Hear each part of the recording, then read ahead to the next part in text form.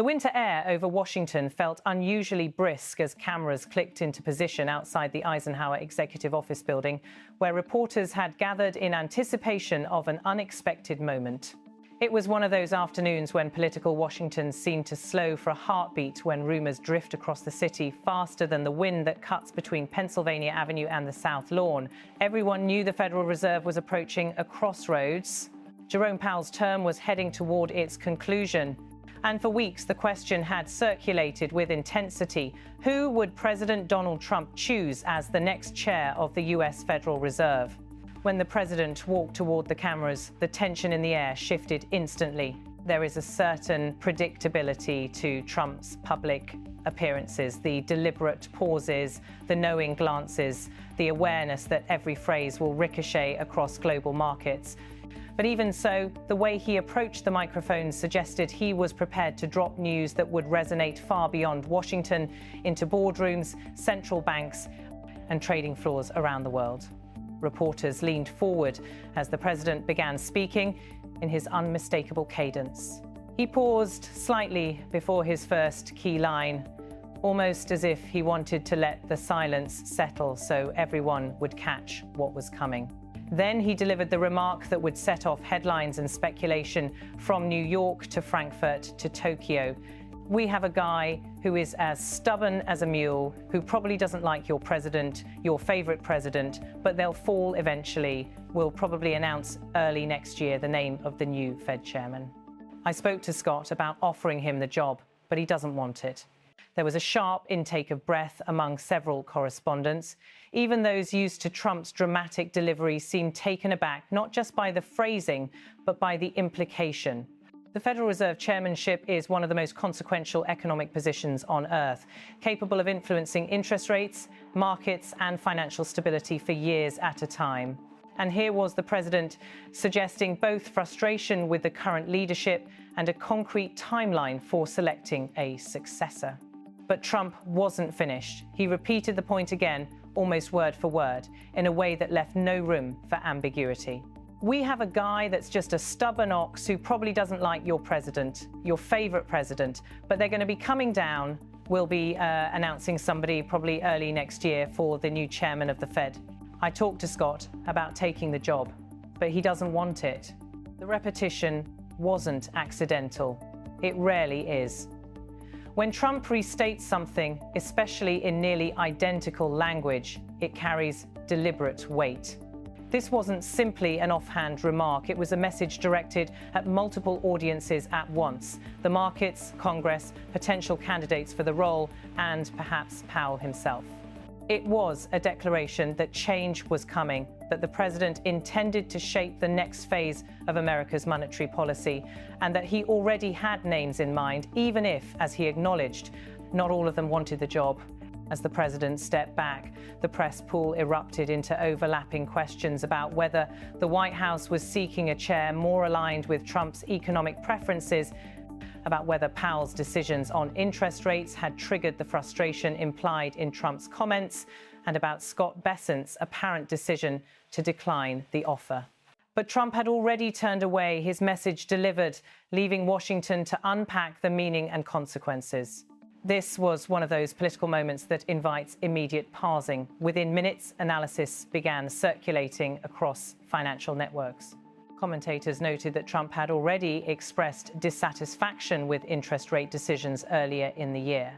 The markets had absorbed months of back-and-forth messaging between the White House and the Federal Reserve, including debates over inflation, employment numbers, and the pace of rate adjustments. In that context, Trump's remarks felt like an escalation of a storyline that had been unspooling for months. The question of whether the White House would steer the Federal Reserve toward a leadership shift that aligns more closely with Trump's economic vision. But what struck many observers was not simply that a new Fed chair was coming, it was the tone and openness of Trump's frustration.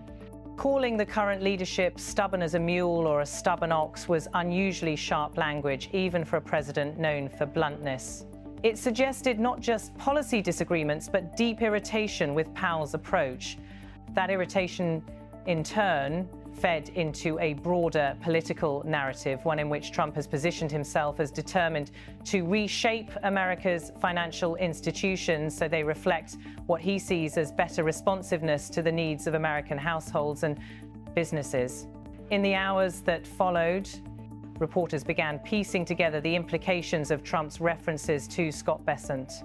The investment executive, widely known for his work in global macroeconomic strategy and his previous role with Soros Fund Management, is a highly regarded figure in financial circles. That Trump had talked to Scott about offering him the job confirmed what several insiders had hinted at in recent months.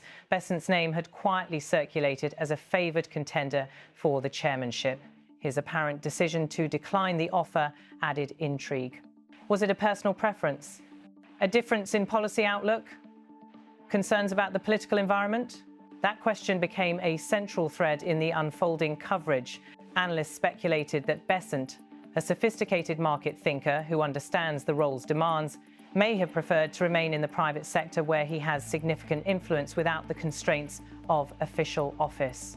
Others wondered whether he might still play a role, perhaps as an informal advisor to the administration on monetary strategy. But the president's phrasing seemed definitive. Scott didn't want the job. Meanwhile, attention shifted quickly to the timeline Trump had laid out. Early next year pointed toward the first quarter of 2026, a period that would coincide with broader economic developments. Economists noted that inflation had been stabilizing, but still posed questions about long-term trends. Growth forecasts were in flux, housing markets remained strained, and global markets continued to watch U.S. interest rates closely as the anchor of the international financial system. Naming a new Fed chair at such a moment would instantly become a seismic story, not just in political journalism, but in economic reporting. Across Washington, the reaction among policymakers was cautious but alert. Several Republican lawmakers expressed support for Trump's proactive approach, arguing that the Federal Reserve needed stronger alignment with the administration's economic agenda. Some Democrats, by contrast, voiced concern that Trump's tone signaled an attempt to influence central bank independence, an issue that has surfaced repeatedly in political debates for decades. Even neutral observers understood the gravity. Central bank independence is a delicate equilibrium, one that balances democratic accountability with the need for economic stability. But beyond the political angles, the public conversation began expanding into a more nuanced analysis of what a new Fed chair would mean in practical terms. For years, Powell had been defined by challenging economic turbulence, from pandemic disruptions to inflation spikes to global supply chain instability. Whatever disagreements existed between the White House and the Federal Reserve, Powell's term had been marked by navigating unusually volatile terrain. A new chair would inherit not just an institution, but an economic landscape still absorbing the aftershocks of those global disruptions. Inside financial institutions, discussions intensified. Traders, portfolio managers, and economists all understand that the identity of the next Fed chair can shift expectations for interest rates, regulatory priorities, and long-term policy direction. Trump's remarks, delivered publicly, forced markets to begin pricing in the potential for a transition. Even without a name, the acknowledgement alone began shaping expectations months in advance. But the most compelling part of the story was the human and political drama behind Trump's words. The president's irritation expressed in his descriptions of stubbornness invited speculation about the private conversations between the White House and the Federal Reserve. Were there disagreements behind closed doors? Had Powell resisted specific recommendations or criticisms? Was Trump signaling a desire for a chair more willing to push for lower interest rates, a priority he has emphasized repeatedly?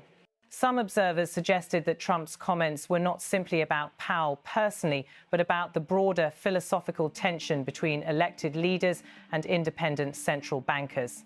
Presidents often desire policies that support growth, employment, and political stability.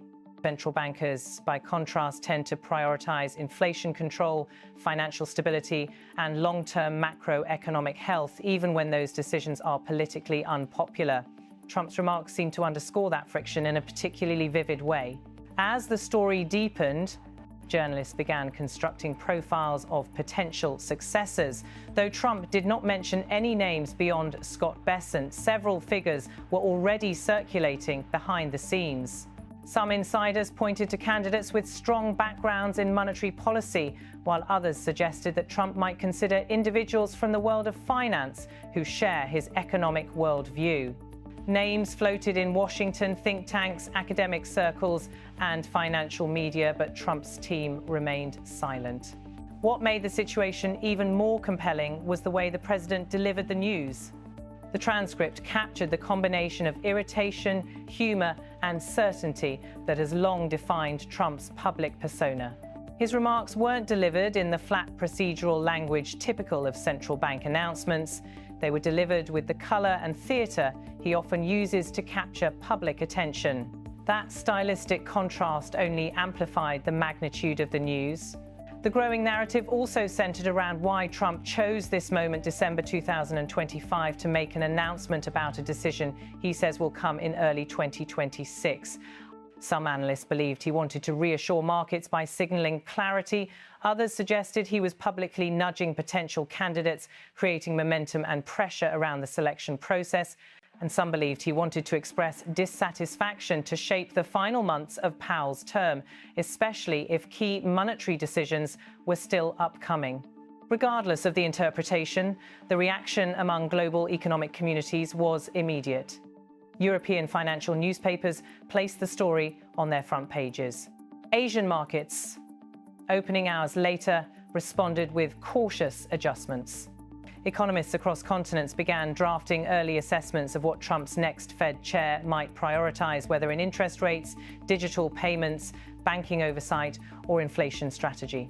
Back in Washington, the story continued to evolve as more voices weighed in. Former Federal Reserve officials speaking on background expressed mixed reactions. Some defended Powell's independence and record.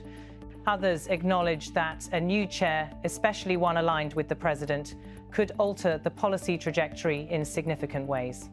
Academic economists began discussing not only the potential professional backgrounds of candidates, but the philosophical question of how central banks should function in an increasingly political economic climate. And as all of this unfolded, Trump's quotes remained the center of gravity. They captured the raw, unfiltered nature of the moment, the tension, the frustration, the certainty, the sense of impending change. Reporters continued replaying the lines because they encapsulated the drama in vivid, unmistakable language. We have a guy who is as stubborn as a mule, and we have a guy that's just a stubborn ox, were destined to become defining lines in news reports for days. The episode underscored something deeper about Trump's leadership style, his willingness to bring internal policy frustrations into the public sphere, to shape the national conversation by speaking directly, without political euphemism, about the debates unfolding inside government. In doing so, he doesn't simply announce policy directions, he creates moments that ripple outward, shaping expectations and influencing decisions across the economic landscape. As the day drew toward a close and the lights dimmed inside the White House briefing rooms, analysts began crafting the larger narrative that would carry this story forward. America was heading toward a pivotal decision in monetary leadership. Trump had set the timeline, expressed his dissatisfaction, disclosed one declined offer, and signaled the certainty of an upcoming change. Now the world would wait, markets, policymakers, foreign governments, and American households alike, to see who the president would ultimately choose to lead the institution that controls the heartbeat of the U.S. economy. Trump's remarks had set the stage. The next chapter would begin when he announced the name, likely in early 2026, as he promised. Until then, the anticipation would continue to build, shaped by the unmistakable force of the president's words and the enormous power of the position they referred to. The entire financial world understood that the selection of the next Federal Reserve chair wasn't just another appointment. It was a decision that would reverberate for years, defining the trajectory of interest rates, financial markets, and economic strategy for the United States and beyond.